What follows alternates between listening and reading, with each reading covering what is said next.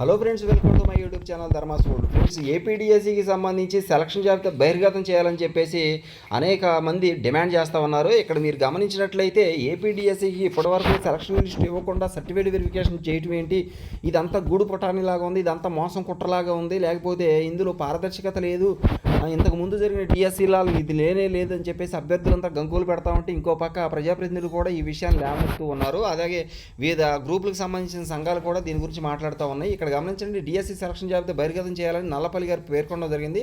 DSC selection జాబితా బహిర్గతం చేయకుండా కాల్ లెటర్ అందిన వారిని మాత్రమే సర్టిఫికేట్ వెరిఫికేషన్ పిలవడం పట్ల అభ్యర్థులు గందరగోళం నెలకొందని ఏపీ ఎంప్లాయీస్ అసోసియేషన్ రాష్ట్ర అధ్యక్షుడు నల్లపల్లి విజయభాస్కర్ విమర్శించడం జరిగింది. గురువారం అనంతపురంలో ఆయన మాట్లాడుతూ, గతంలో డిఎస్సీ నియామకాలు జరిగినప్పుడు మెరిట్ లిస్ట్ ఇచ్చి ఆ తర్వాత సెలక్షన్ లిస్ట్ ఇచ్చి సర్టిఫికేట్ వెరిఫికేషన్ చేపట్టి నియామకాలు చేపట్టేవారని, కానీ ప్రస్తుతం దానికి భిన్నంగా నియామకాలు చేపడుతున్నారని ఆయన పేర్కొనడం జరిగింది.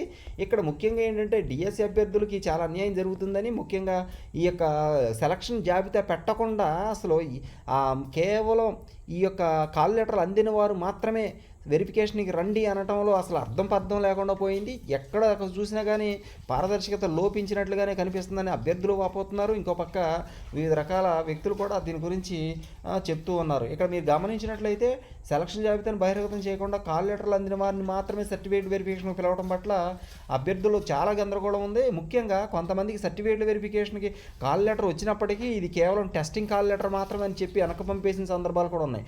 మళ్ళీ వాటిని రెండో రోజు చూసుకుంటే అవి మాయం చేసిన పరిస్థితులు కూడా కనిపిస్తూ ఉన్నాయి అన్నమాట. కాబట్టి ఈ విధంగా గందరగోళ పరిస్థితులు అయితే ఎక్కడ పడితే అక్కడ ఉన్నాయి.